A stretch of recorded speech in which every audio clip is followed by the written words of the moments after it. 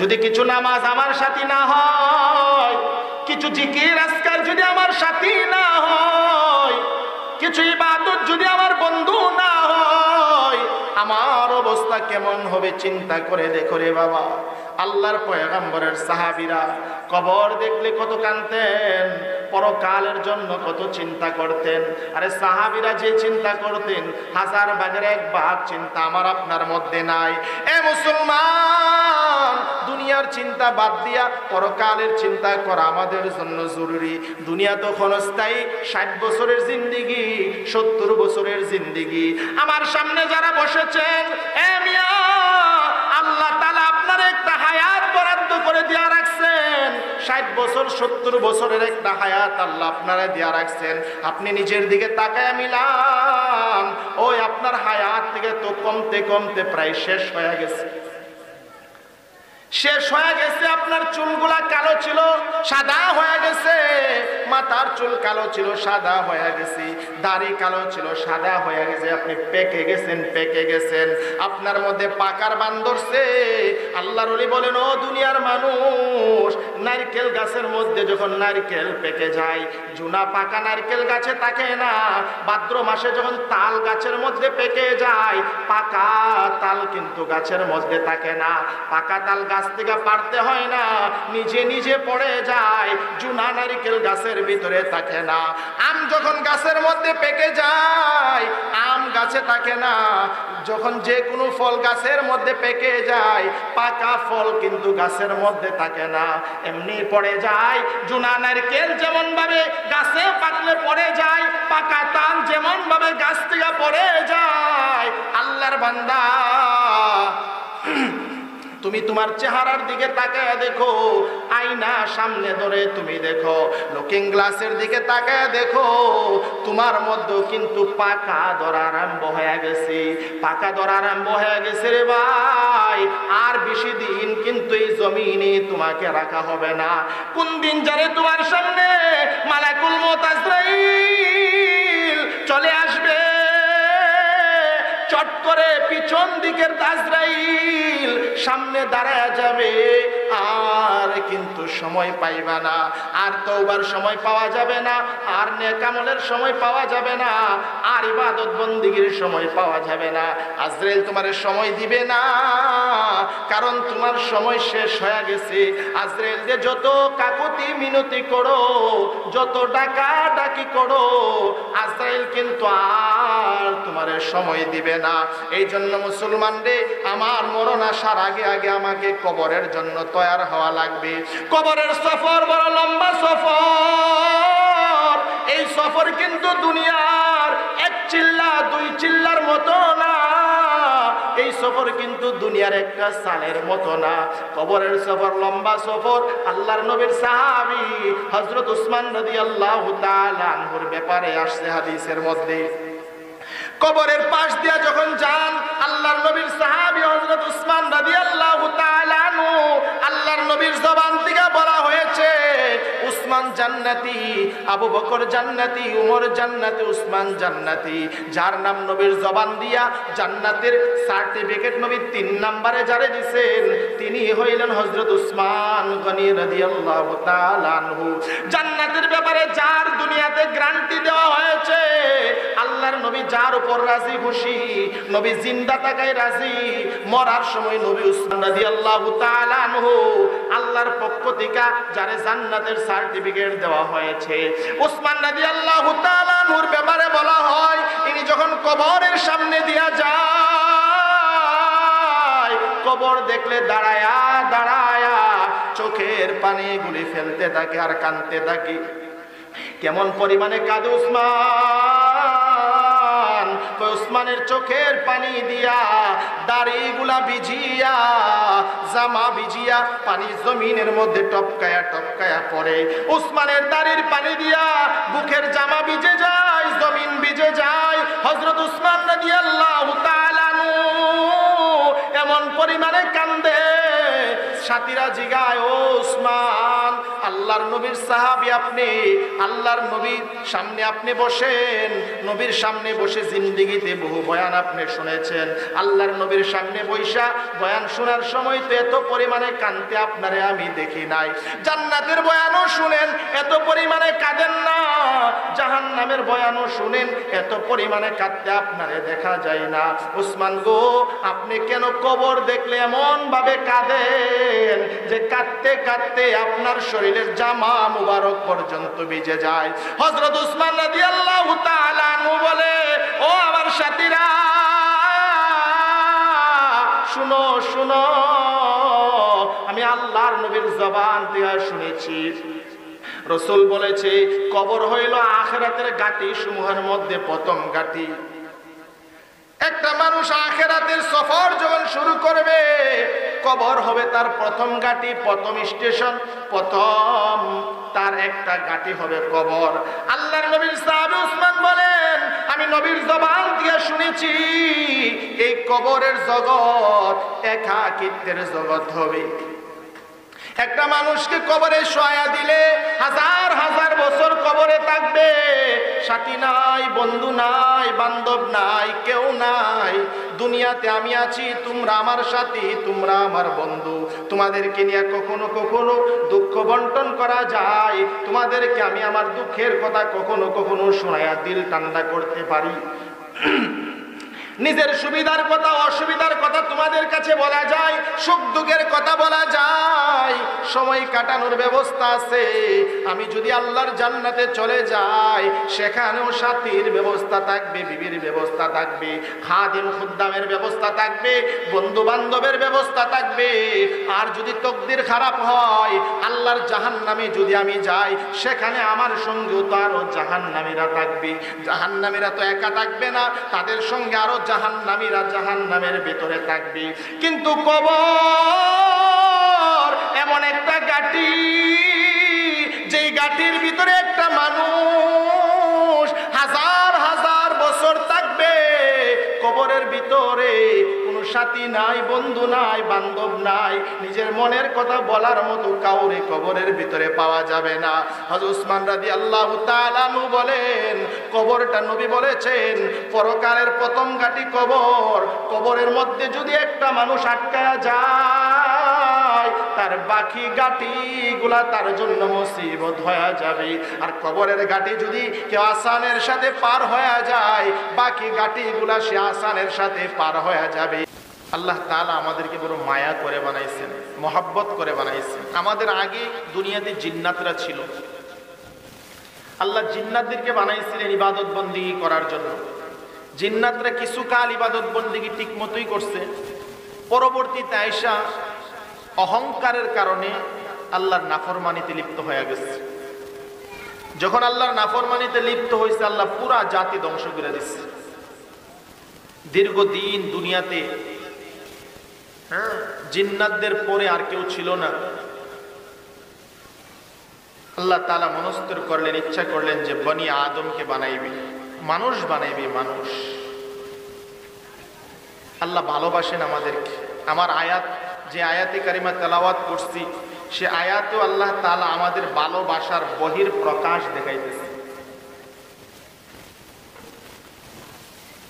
আল্লাহ মানুষ বানাইবার জন্য ফেরেশতাদের মজমার মধ্যে বললেন, আমি মানুষ বানাইতে চাই।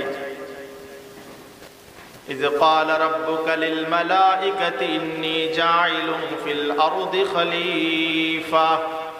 আল্লাহ বলেন, এই ফেরেশতারা, আমি প্রতিনিধি বানাবো, আমার খলিফা বানাবো, আদম বানাবো।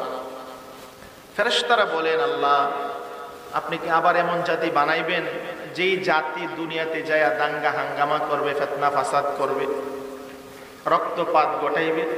আমরাই তো আপনার ইবাদত করি, প্রশংসা করি, আমরাই তো আপনার পবিত্রতা বর্ণনা করি। আল্লাহ তাআলা ফেরেশতাদের এই প্রশ্নের জবাবে আল্লাহ বললেন, ইন্নী আ'লামু মা লা তা'লামুন। এই ফেরেশতারা, আমি যা জানি তোমরা তা জানো না। আমি যা জানি তোমরা জানো না। আল্লাহর ইলমে ছিল যে হাজার হাজার বছর পরে আমার কিছু বান্দা এরকম কোরআনের মজমা করে মজমাতে বসবে, এটা ফেরেশতার ইলমে ছিল না, আল্লাহর ইলমে ছিল। এজন্য আল্লাহ বলেন আমি যা জানি তোমরা তা জানো না। আল্লাহ মনস্থির করলেন পাক্কা ইরাদা যে বান্দা বানাবে, আদম বানাবে। আদম আলাইহিস সালামকে বানানোর জন্য আল্লাহ তাআলা দুনিয়ার উপরি বাগের মাটি দিয়ে আল্লাহ আদমকে বানাইছেন। উলামায়ে কেরাম বলেন সর মাটি দিয়া, সর মাটি। আমরা দুধ জাল দিই বাড়িতে, দুধ আমরা যখন দুধ রান্না করি দুধের মধ্যে সর পড়েনি, দুধের নিচে থাকে না উপরে থাকে, উপরি ভাগে সর থাকে। এই সর বড় দামি, এখান থেকে ঘি হয়, হ্যাঁ মাটা হয়, বিভিন্ন জিনিস হয়। এই দামি জিনিসটা উপরে থাকে। আল্লাহ তাআলা সর মাটি থেকে, উপরি ভাগের মাটি থেকে আমাদেরকে বানাইছে। কিতাবের মধ্যে লেখেন আল্লাহ তাআলা যখন মানুষ বানাইবেন, আল্লাহ রাব্বুল আলামিন ফেরেশতা জিবরাইল আলাইহিস সালাতু ওয়াস সালামকে বললেন, এ জিবরাইল জমিনে চলে যাও, জমিন থেকে এক মুষ্টি মাটি নিয়ে আসো। এ জিবরাইল জমিন থেকে মাটি আনবা, নিচের মাটি আনবা না, উপরের মাটি আনবা, সর মাটি আনবা। বর্তমান বাইতুল্লাহ যে জায়গায় আছে, আল্লাহর কাবা ঘর যে জায়গায় আছে, এটা দুনিয়ার সর্বপ্রথম জমিন, দুনিয়ার সর্বশ্রেষ্ঠ মাটি এই জায়গার মাটি। কিতাবওয়ালা বলেন ফেরেশতাকে আল্লাহ বললেন যাও জমিন থেকে মাটি নিয়ে আসবা, জমিনের প্রথম মাটি, ওই জায়গার থেকে এক মুষ্টি মাটি নিয়ে আসবা, উপরিভাগের মাটি নিয়ে আসবা। এ মুসলমান, আল্লাহ তাআলা আমাদেরকে বড় মায়া করেন, মহব্বত করেন, ভালোবাসে। আল্লাহ মানুষকে যত ভালোবাসে দুনিয়ার কোন মাখলুকাতকে আল্লাহ তত ভালোবাসে না। আর আল্লাহ ইমানদারদেরকে যত ভালোবাসে দুনিয়ার আর কোন মানুষকে আল্লাহ তত ভালোবাসে না।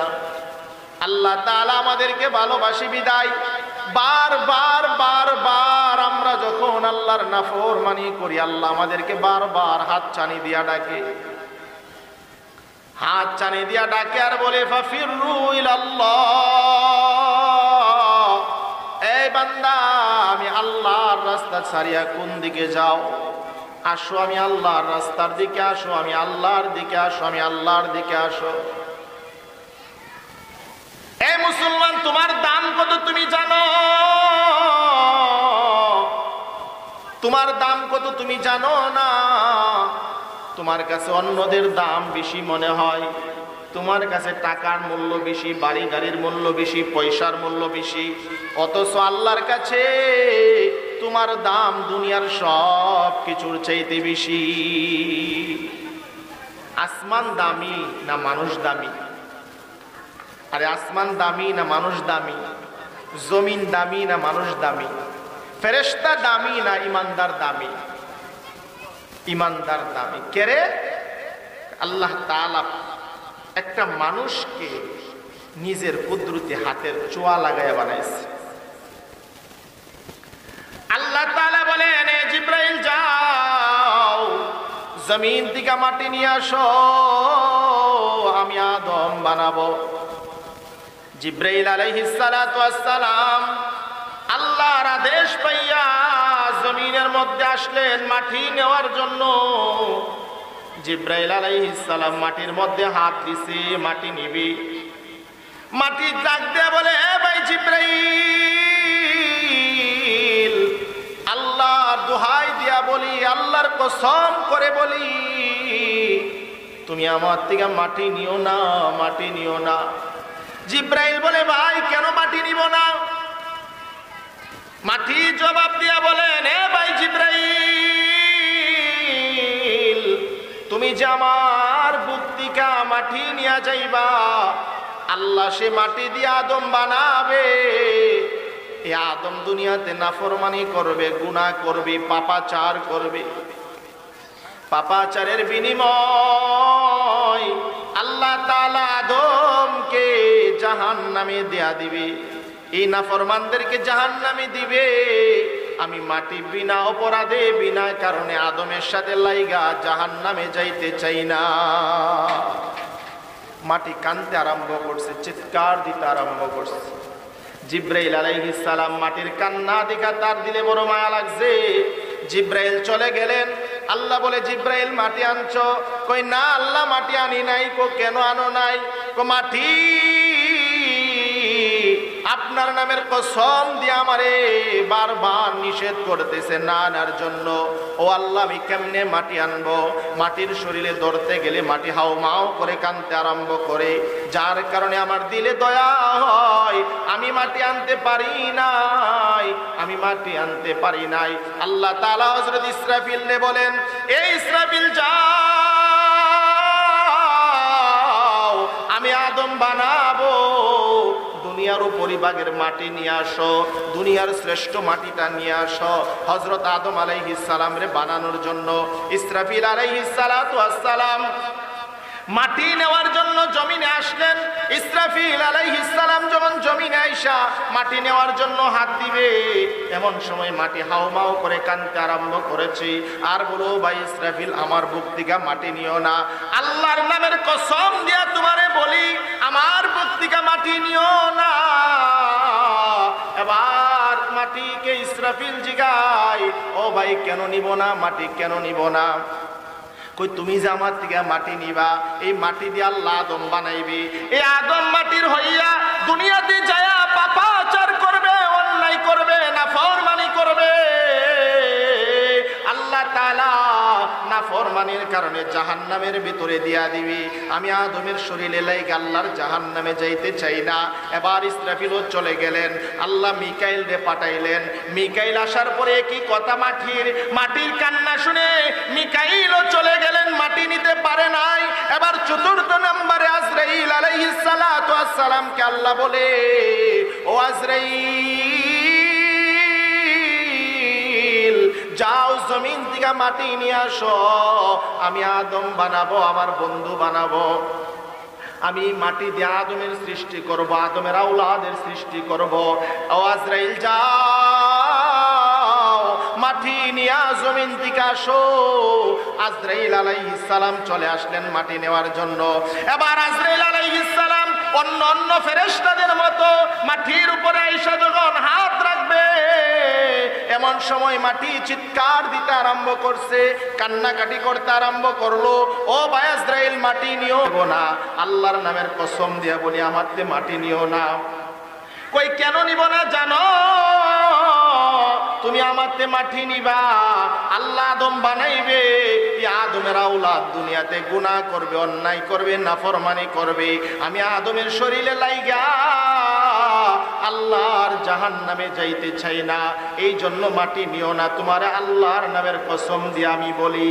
আজরাইল আলাইহিস সালাতু ওয়াস সালাম জবাব দিয়া বলে, এ মাটি, যে আল্লাহর নামের কসম দিয়া তুমি আমারে বলতেছো তোমার কাছ থেকে মাটি না নেওয়ার জন্য, ওই আল্লাহ তাআলা আদেশ দিয়া পাঠাইছে তোমার বুক থেকে মাটি নেওয়ার জন্য। মাটিরে তুমি বলো, আমার কাছে তোমার কান্নার মূল্য বেশি না আমার আল্লাহর আদেশের মূল্য বেশি? আমাদের কাছে কিসের মূল্য বেশি? আল্লাহর আদেশের মূল্য আমাদের কাছে বেশি না কম? মিথ্যা কথা।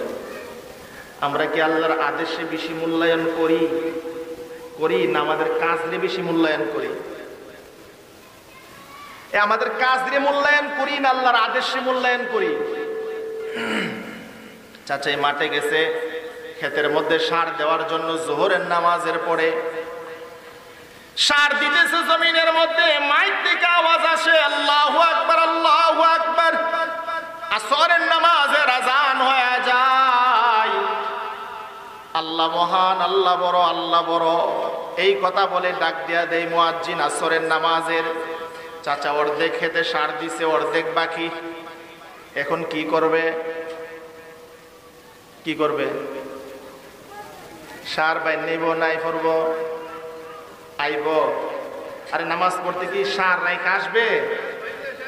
যুক্তি দিব, আরে নামাজটা ফরন যাব, সারটা তুইলে সারটা শুধু গুল্লা জায়গা, আবার যদি কেউ নেগা, বিভিন্ন যুক্তি বাইর করবো যে শেষ করে ওই যায়। কামও তো একটা ইবাদত, হ্যাঁ, কামও ইবাদত, নামাজ ইবাদত, বিভিন্ন রকমের বাহানার যুক্তি বাইর করবো কাজটা শেষ করে আসার জন্য। তো আমাদের কাছে আল্লাহর আদেশ বড় হইছে না কাজ বড় হইছে?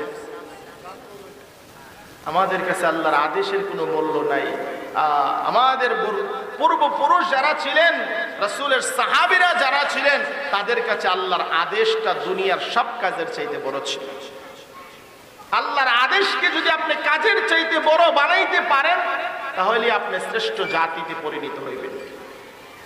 আমাদের সব জায়গায় আমাদের কাজ আমাদের আল্লাহর আদেশের চাইতে বড় বানায়া রাখি, আল্লাহর আদেশকে ছোট বানায়া রাখি।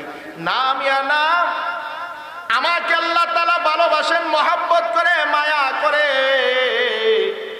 আল্লাহ তাআলা আমারে বানাইছেন। ও ভাই, আল্লাহ তাআলার আদেশ আমার কাছে সবচাইতে বড় মনে হতে হবে। আমি আল্লাহর আদেশকে আমার কাছে দুনিয়ার সব কাজের চাইতে বড় বানায়া যদি রাখতে পারি, আল্লাহ তাআলাও আমারে দুনিয়ার সব মাখলুকাতের মধ্যে শ্রেষ্ঠ বানায়া দিবি। আর আল্লাহ তো সবকিছু বানাইছে আমাদের গোলাম হিসাবে, আর আমাদেরকে বানাইছে আল্লাহ আল্লাহর গোলাম হিসাবে। আল্লাহ তাআলা আমাদেরকে কত মায়া করেন, মহব্বত করেন। এবার আজরাইল আলাইহিস সালাতু ওয়াস সালাম জমিন থেকে মাটি নিয়ে যাবে। মাটির কান্না আজরাইল শুনে নাই, কারণ আজরাইলের কাছে আল্লাহর আদেশটা বড়। আজরাইল আলাইহিস সালাতু ওয়াস সালাম মাটি নিয়ে আল্লাহর কাছে গেলেন। আল্লাহ তাআলা ফেরেশতাদেরকে আদেশ দিলেন, এই ফেরেশতারা, এই মাটি দিয়া আমি আমার বন্ধু বানাবো, এই মাটি দিয়ে আমি দুনিয়ার সব চাইতে শ্রেষ্ঠ জাতি বানাবো, আমি আমার আদম রে বানাইবো। ফেরেশতারা রে, আমার আদম রে যে বানাইবা, এই আমার আদমের মাটিটা কাই করো, কাই। আল্লাহ তাআলা কাদা মাটি দিয়া আদম বানাইছেন, কাদা মাটি দিয়া মাটি কাই করছেন।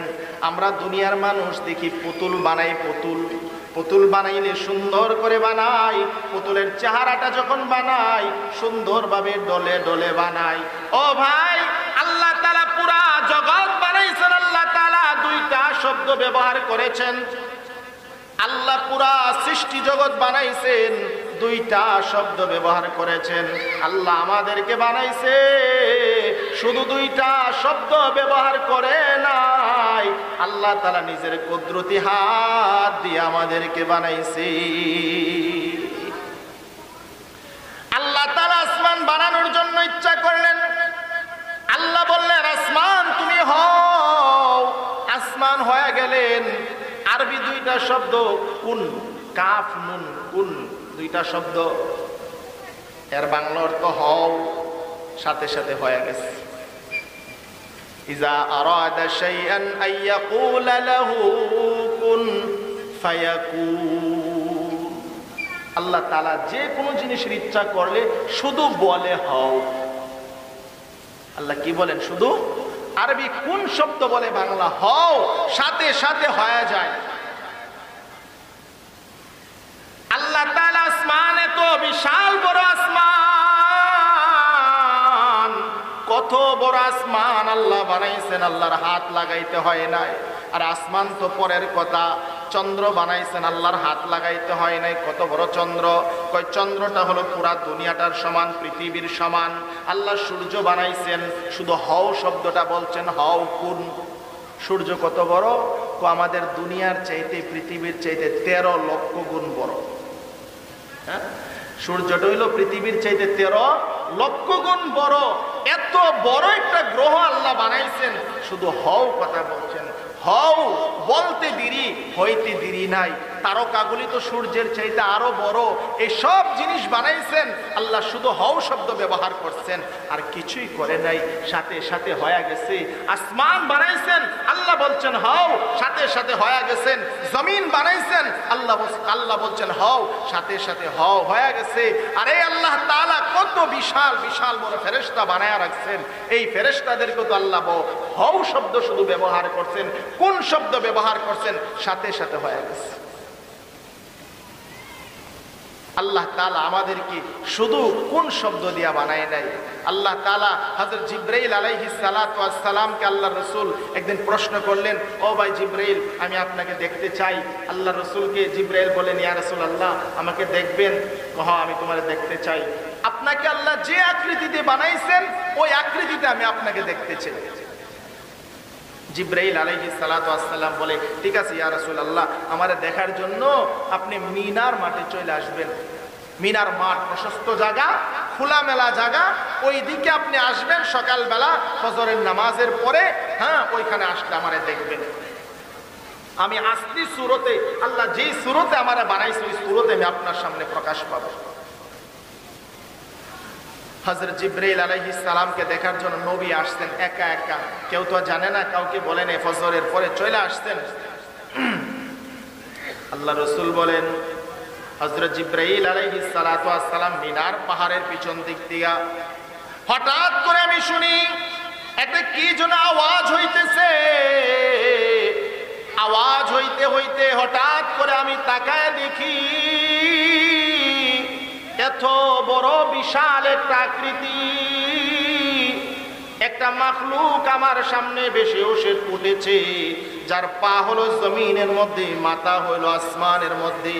আমি তাকায় দেখি এই মাখলুকাতের একটা বাহু হইল দুনিয়ার পশ্চিম সীমান্তে, আর একটা হইল পূর্ব সীমান্তে। এত বড় বিশাল একটা আকৃতির প্রাণী আমার সামনে ভেসে উঠলো। আল্লাহর নবী সাথে সাথে বেহুশ হয়ে পড়ে গেলেন।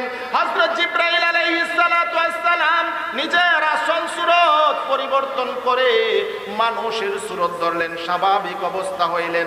স্বাভাবিক অবস্থা হইয়া আল্লাহর নবীকে কোলে নিয়া হুশের মধ্যে আনলেন। আইনা বলে, ইয়া রাসূলুল্লাহ, আমি কি বলি নাই আপনি আমারে দেখলে আপনি বরদাস্ত করতে পারবেন না? আল্লাহর নবী বলেন, এত বড় জিবরাইলকে আল্লাহ বানাইছেন, এত বড় মাখলুককে আল্লাহ বানাইছেন, শুধুমাত্র আল্লাহ কোন শব্দটা বলেছে, ও মিয়া, এই কথা বলার সাথে সাথে জিবরাইল হয়ে গেছে। মিকাইল আলাইহিস সালাম রে আল্লাহ বানাইছে, কত বড় মাখলুক। ওই মিকাইলের পা হইল সাত জমিনের নিচে, মাথা হইল আল্লাহর আরশে আজিমের মধ্যে। এত বড় ফেরেশতা আল্লাহ বানাইছেন, কোন শব্দ বইলা বানাইছেন, কোন বলার সাথে সাথে ফায়াকুনের আমল হয়ে গেছে। আল্লাহ মানুষকে কোন শব্দ দিয়া বানায় না, আল্লাহ মানুষকে নিজের কুদরতি হাত ব্যবহার করে করে বানাইছেন। আল্লাহ তাআলা ফেরেশতাদেরকে ডাক দিয়া বলেন, এই ফেরেশতারা শুনো, আমি আমার আদম বানাইবো। আদমের পা তোমরা এমন ভাবে বানাও, আদমের হাত তোমরা এমন ভাবে বানাও, আদমের পেট এমন ভাবে বানাও, আদমের পিঠ এমন ভাবে বানাও, আদমের রান এমন ভাবে বানাও। আল্লাহর কথা অনুযায়ী প্রত্যেকটা মাখলুককে আদম আলাইহিস সালাতু ওয়াস সালাম আমাদের আদি পিতা আল্লাহ তাআলার হুকুমে ফেরেশতারা আদমের অঙ্গ প্রত্যঙ্গগুলা বানাইছে। সবগুলা বানায়া আল্লাহ তাআলার সামনে বলেন, আল্লাহ, আদমের হাত বানানো হয়ে গেছে, পা বানানো হয়ে গেছে, আল্লাহ গো আদমের পেট পিঠ বানানো হয়ে গেছে, ও মালিক, এবার উপরের অংশটা আমরা বানাবো কিনা? আল্লাহ বলেন, না রে ফেরেশতারা, না, আদমের উপরের অংশ তোমরা বানাইবা না, আদমের চেহারাটা আমি আল্লাহ আমার কুদরতি হাত দিয়া দিয়া বানাবো। ও মুসলমান, আল্লাহ তাআলা আদম আলাইহিস সালাতু ওয়াস সালামের চেহারাটা বানানোর জন্য নিজের কুদরতি দুইটা হাত ব্যবহার করলেন। নিজের কুদরতি হাত দিয়া কাদা দিয়া ডইলা ডইলা মাইজা মাইজা আল্লাহ তাআলা আদম আলাইহিস সালাতু ওয়াস সালামের চেহারা বানাইলেন, কপাল বানাইলেন, নাক বানাইলেন, মুখ বানাইলেন, জিহ্বা বানাইলেন। আল্লাহ ডাক দেয়া বলে, ফেরেশতারা জানো আমি কেন আদমের উপরের ভাগ বানাইব জানোনি? কারণ আমার এই আদমের সন্তানেরা এই আমার এই বান্দা বান্দিরা তাদের উপরের অংশটা আমি আল্লাহ কুদরতি হাত দিয়া বানাই। এর কারণ হইল এই বান্দা কপাল দিয়ে আমি আল্লাহর কুদরতি কদমে দৈনিক 5 বার সেজদা দেওয়ার জন্য যাবে। এই জবানটা দিয়া বান্দা আমি আল্লাহরে মজাক করে করে ডাকবে, আল্লাহ আল্লাহ বলে বান্দা আমারে ডাকবে। এই জন্য আল্লাহ তাআলা আমার জিহ্বাটা আল্লাহ নিজের হাতে বানাইছেন, আমার কপাল আল্লাহ নিজের হাতে বানাইছেন। রে ভাই এ মুসলমান, আল্লাহ আপনার জিহ্বা, আপনার কপাল, আপনার চেহারা আল্লাহর কুদরতি হাত দিয়ে বানাইছেন এই জন্য যে আপনি আল্লাহর গোলামির মধ্যে এই অঙ্গ প্রত্যঙ্গ গুলা ব্যবহার করবেন। মানুষ তুমি যখন আল্লাহর গোলামি করো না, আল্লাহর কুদরতি কদমে সেজদা দেও না, আল্লাহরে জবান দিয়া ডাকো না, আল্লাহ তাআলা তখন ডাক দেয়া বলে, ইয়া আইয়ুহাল ইনসান মা গাররাকা বিরাব্বিকাল কারীম। বান্দারে কোন জিনিসে তোমারে আমি আল্লাহ তিয়া দূরে সরায়া দিল? কার ভালোবাসায় পরে তুমি আল্লাহ তিয়া দূরে সইরা গেলা? কার মহব্বতে পরে তুমি আল্লাহরে বলিয়া গেলা? কার ভালোবাসায় পরে তুমি আল্লাহরে বলিয়া গেলা? আল্লাহ তাআলা তো তোমার অস্তিত্বহীনতার থেকে অস্তিত্বের ভিতরে নিয়ে আসছি। তোমার তো কোনো অবস্থাই ছিল না, আলোচনার কোনো বস্তুই তুমি ছিল না।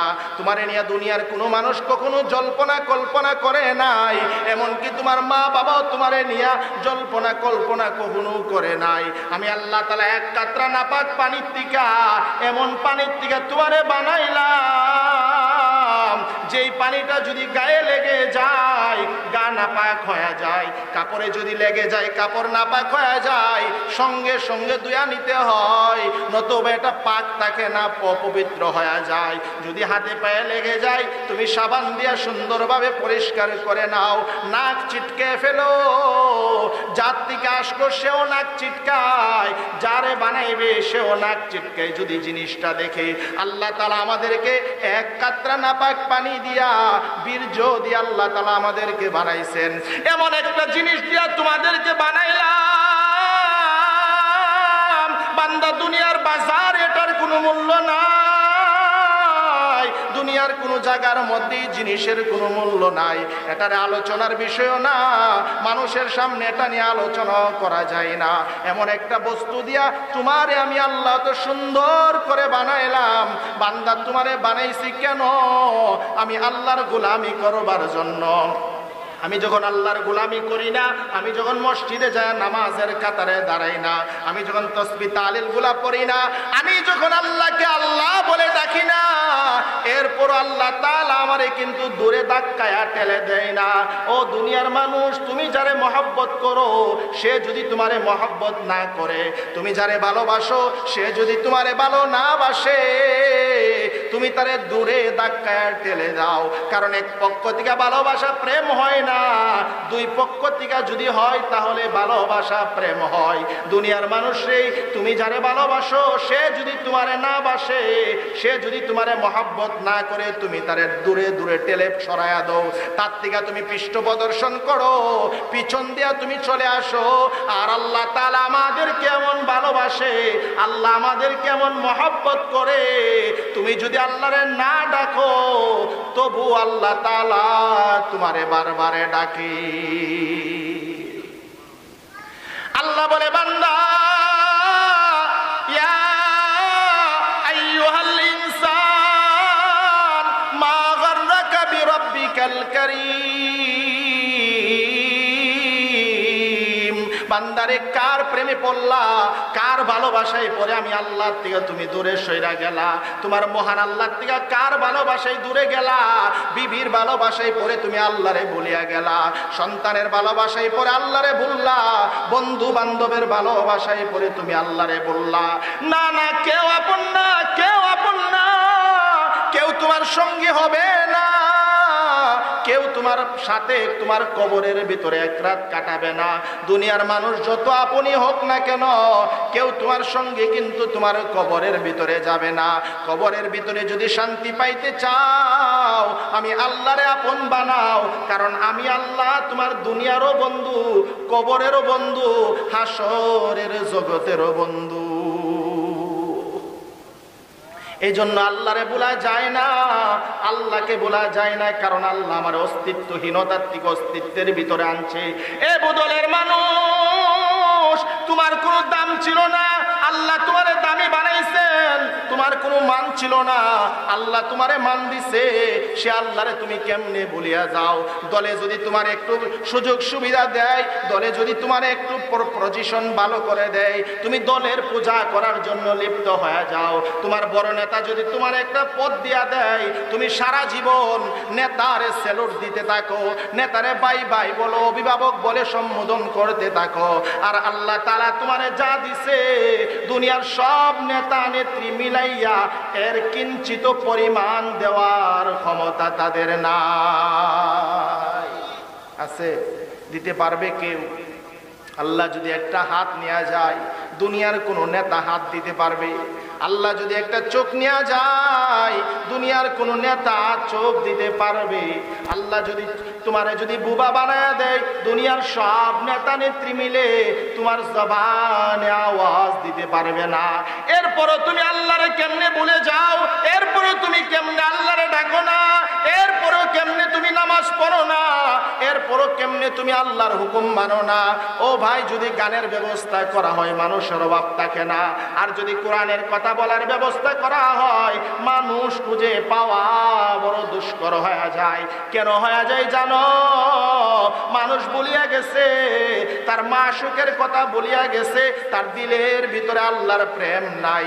দিলের ভিতরে যদি মুমিন রে আল্লাহর প্রেম আর ভালোবাসা থাকতো, মানুষগুলি দিনের রাস্তার দিকে দৌড়ায় দৌড়ায় গমন করত।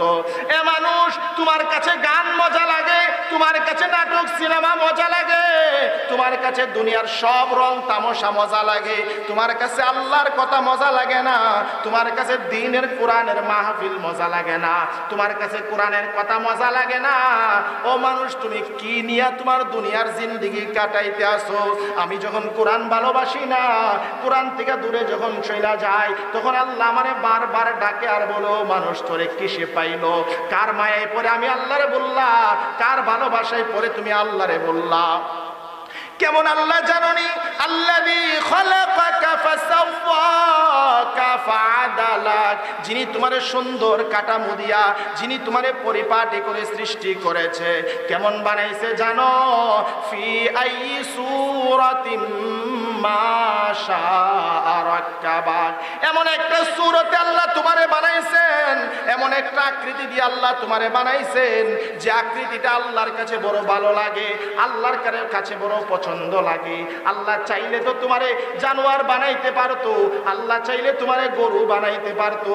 ও মানুষ, সারা জিন্দেগি বর যদি তুমি আল্লাহর কুদরতি কদমে সেজদা দিয়া পড়ে থাকো, আল্লাহ তাআলা যে তোমারে মানুষ বানাইছেন, এই শুকরিয়া আদায় করে তোমার পক্ষে শেষ করা সম্ভব না। আল্লাহ তাআলার অন্য নিয়ামত তো পরের কথা, অন্য নিয়ামতের শুকরিয়া আদায় তো অনেক দূরের কথা। আল্লাহ যা ওরা মানুষ বানাইছেন, এই শুকরিয়াই তো আদায় করে শেষ করা সম্ভব। আল্লাহ যদি ধরে হাসরের মাঠে, উপায় থাকবে না, উপায় থাকবে না, বাঁচার কোন সুরত আমাদের থাকবে না। এই জন্য ভাই, আল্লাহ চিনো, আল্লাহ চিনো, মালিক চিনো, মালিকের কথা মানো, মালিকের হুকুম মানো, মালিকের পথে চলো, মালিকের ডাকে চলো, মালিক যেমনে বলে এমনি চলো। শুধু তাফসীরের ভিতরে আসলাম, ঘন্টার পর ঘন্টা উলামায়ে কেরাম বয়ান করলো, শুধু শুনলাম কার সুরটা বালা, কার কথাটা বালা, কার আওয়াজটা বালা, এইটা শুনে বাড়িতে যেয়ে বললাম হালকা ওয়াজটা যে করছে শেষ, ওয়াজ এতটুকুর ভিতরেই শেষ না ভাই না বন্ধু না, এতটুকুর ভিতরে তুমি ওয়াজ রাখো না, এতটুকুর ভিতরে তুমি এই মাহফিলকে ক্ষান্ত করবা না, শেষ করবা না। তোমার দিলের ভিতরে কথাগুলি ঢুকাইবা, প্রত্যেকটা আলেমের কথা মনোযোগ দিয়া শুনবা, প্রত্যেকটা আলেমের কথা দিলের কান দিয়া শুনবা, আর তোমার দিলের ক্যামেরায় রেকর্ড করার চেষ্টা করবা। হাইরে কোন কথাটা আমার জীবন পরিবর্তন করতে পারে, কোন কথাটা আমার জীবনে কাজে লাগবে, কোন কথাটা আমার পরকালের রাস্তা সহজ করে দিবে, এই বিষয়টা তুমি তোমার দিলের ভিতরে ঢুকায়া নিয়ে যাইবা। তাহলে তোমার ওয়াজও কামিয়াবের হবে, তোমার জিন্দেগি আল্লাহ পাল্টায়া তোমার জান্নাতি মানুষ বানায়া দিবে। আজকে মানুষ আমরা কত কিছু করি, কেন করি? দুনিয়ার শান্তির জন্য করি, অথচ দুনিয়ার শান্তি এটা চিরস্থায়ী শান্তি না, পরকালের শান্তি হলো চিরস্থায়ী শান্তি। পরকালের শান্তির জন্য আমার কোনো মেহনত নেই। আরে দুনিয়া সাজানোর জন্য যত মেহনত, যত টেনশন, যত পেরেশানি, যত ঘাম জড়াই আমি দুনিয়া সাজানোর জন্য, এর 1000 ভাগের 1 ভাগ ঘাম যদি আমি পরকাল সাজানোর জন্য জড়াইতাম তো আমার পরকাল অতি সুন্দর হয়ে যেত। দুনিয়ার জন্য যত মেহনত আমি করি এর 100 ভাগের 1 ভাগ মেহনত যদি আমি করতাম তো আমার পরকালে জান্নাত নিশ্চিত হয়ে যেত। হ্যাঁ, পরকালের মেহনত করা, পরকাল সাজানোর মেহনত করা, পরকাল সাজায় যাইতে পারলে আপনি সফল কাম।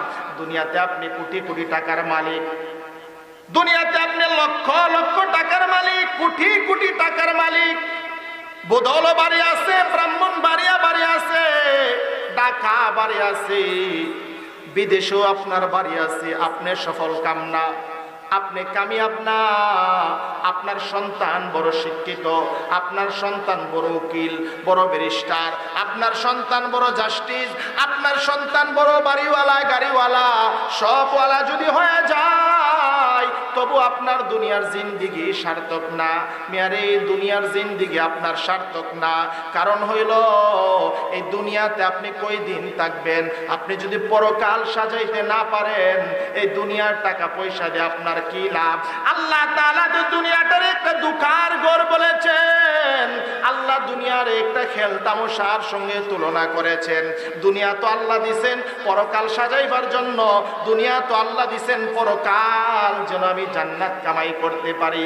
দুনিয়া দেখে আমি দুনিয়ার রং তামাশায় পড়ে গেলাম, দুনিয়ার মজার ভিতরে পড়ে গেলাম, দুনিয়া সাজানোর জন্য পাল্লা দিলাম। আমার ভাই একটা বিট পাকা দেয়া ঘর বানাইছে, আমার চিন্তা আমি যেন একটা বিল্ডিং বানাইতে পারি। আমার ভাই বিল্ডিং বানাইছে, আমার চিন্তা আমি যেন 2 তলা বানাইতে পারি। আমার ভাই যদি বোদল বানাই, আমার চিন্তা থাকে আমি যেন ব্রাহ্মণ বাড়িয়া বানাইতে পারি।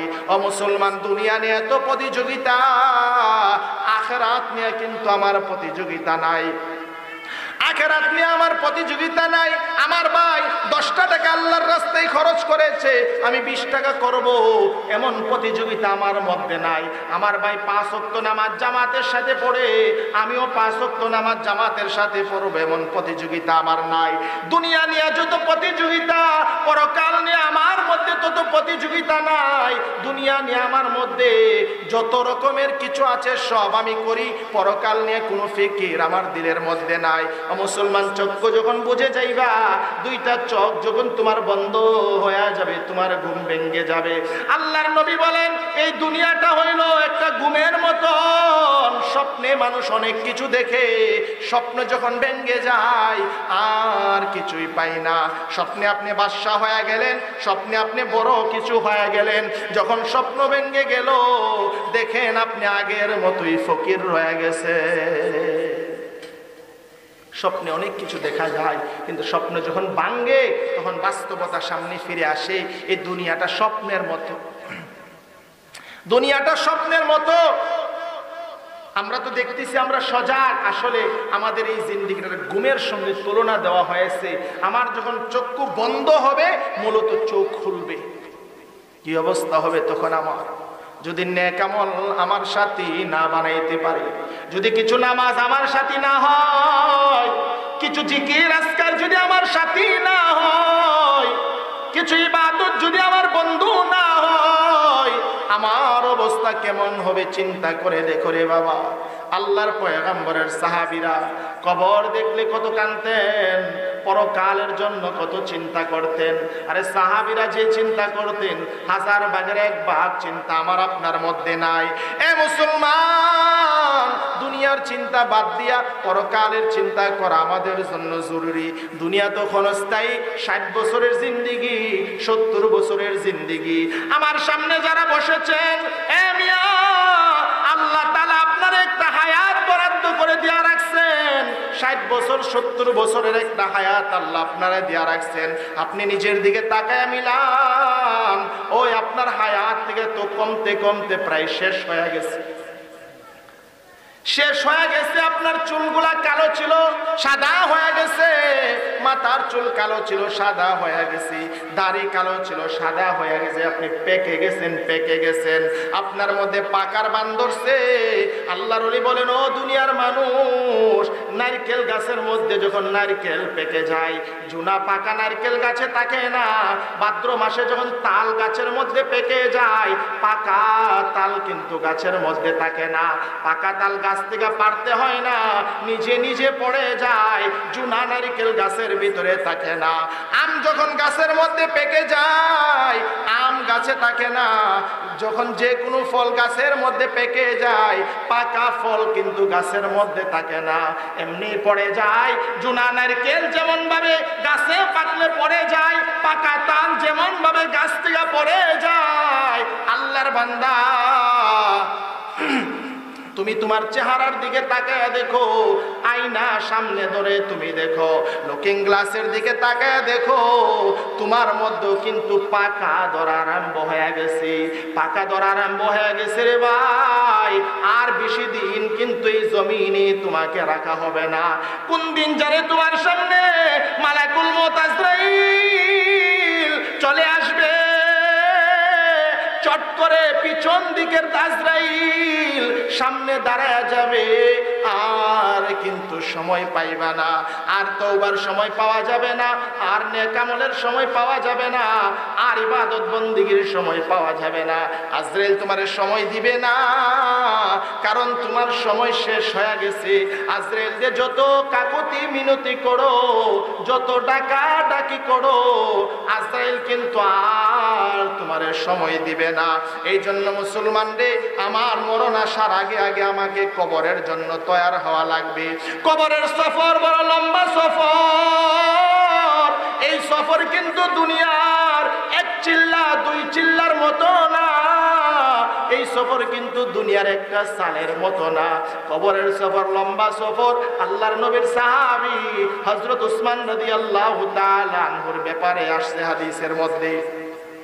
কবরের পাশ দিয়া যখন যান, আল্লাহর নবীর সাহাবী হযরত উসমান রাদিয়াল্লাহু তাআলা আনহু, আল্লাহর নবীর জবান থেকে বলা হয়েছে, উসমান জান্নাতি, আবু বকর জান্নাতি, উমর জান্নাতি, উসমান জান্নাতি। যার নাম নবীর জবান দিয়া জান্নাতের সার্টিফিকেট নবী 3 নম্বরে যারে দিবেন, তিনি হইলেন হযরত উসমান গনি রাদিয়াল্লাহু তাআলা আনহু। জান্নাতের ব্যাপারে যার দুনিয়াতে গ্যারান্টি দেওয়া হয়েছে, আল্লাহর নবী যার উপর রাজি খুশি, নবী জিন্দা থাকায় রাজি, মরার সময় নবী উসমান রাদিয়াল্লাহু তাআলা আনহু আল্লাহর পক্ষ থেকে যারে জান্নাতের সার্টিফিকেট দেওয়া হয়েছে। উসমান রাদিয়াল্লাহু তাআলা আনহুর ব্যাপারে বলা হয়, ইনি যখন কবরের সামনে দিয়া যায়, কবর দেখলে দাঁড়ায়া দাঁড়ায়া চোখের পানিগুলি ফেলতে থাকে আর কাঁদতে থাকে। কেমন পরিমাণে কাঁদে উসমান, উসমানের চোখের পানি দিয়া দাড়িগুলা ভিজিয়া, জামা ভিজিয়া পানি জমিনের মধ্যে টপকায়া টপকায়া পড়ে। উসমানের দাড়ির পানি দিয়া বুকের জামা ভিজে যায়, জমিন ভিজে যায়। হযরত উসমান রাদিয়াল্লাহু তাআলা আনহু এমন পরিমাণে কান্দে, সাথীরা জিগায়, ও উসমান, আল্লাহর নবীর সাহাবী আপনি, আল্লাহর নবীর সামনে আপনি বসেন, নবীর সামনে বসে জিন্দেগিতে বহু বয়ান আপনি শুনেছেন।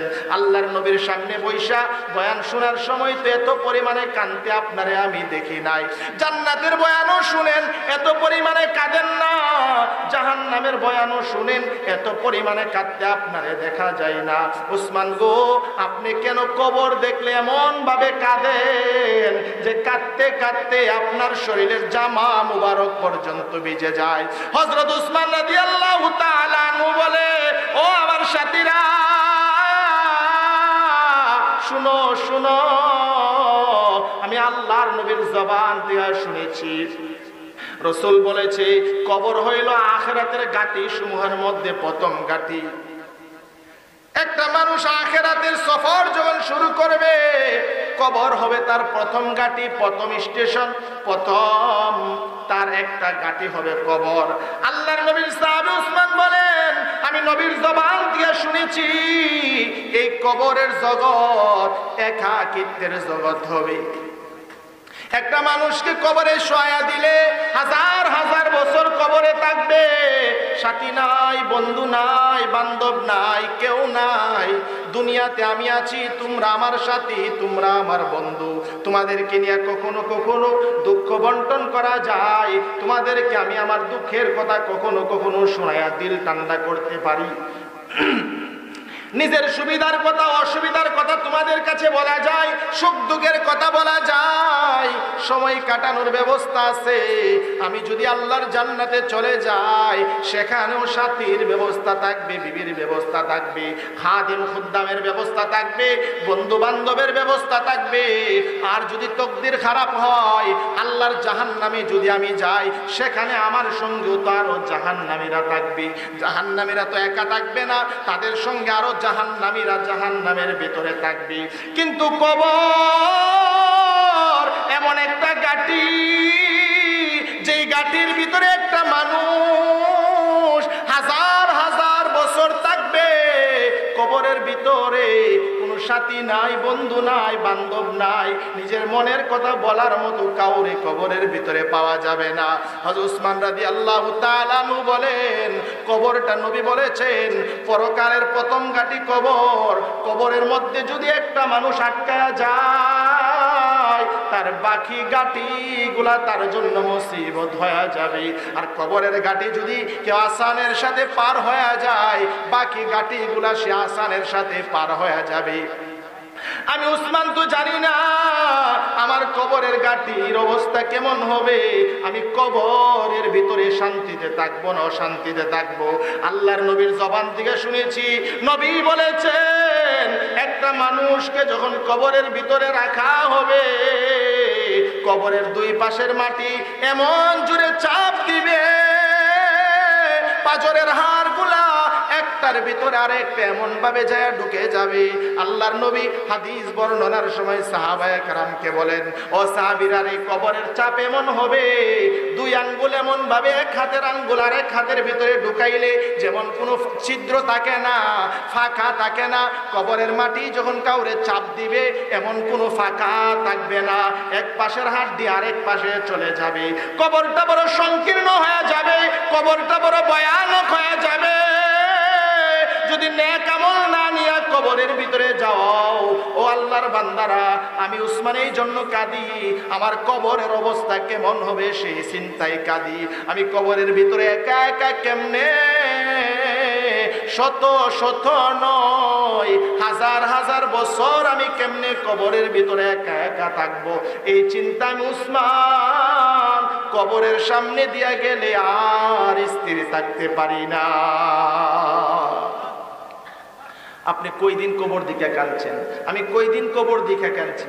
আরে আমি তো এমন সন্তান, কবর দিকে কাঁদবো দূরের কথা, মার কবরের সামনে দাঁড়াই, বাবার কবরের সামনে দাঁড়াই, আমার চোখ থেকে মা বাবার জন্য কোনো পানি বের হয় না। এমন কোন আল্লাহর বান্দা এখানে পাওয়া যাবে না যে মা বাবার কবরের সামনে, যত অনেক মানুষের কবর বাড়ির পাশে থাকে, বাড়ির পাশে বারবার কবরের সামনে দিয়ে আইতে হয়, আসা যাওয়া করতে হয়, যে আমি আমার মার কবরের সামনে দাঁড়াইলে আমার চোখ থেকে পানি আসে, বাবার কবরের সামনে দাঁড়াইলে পানি আসে।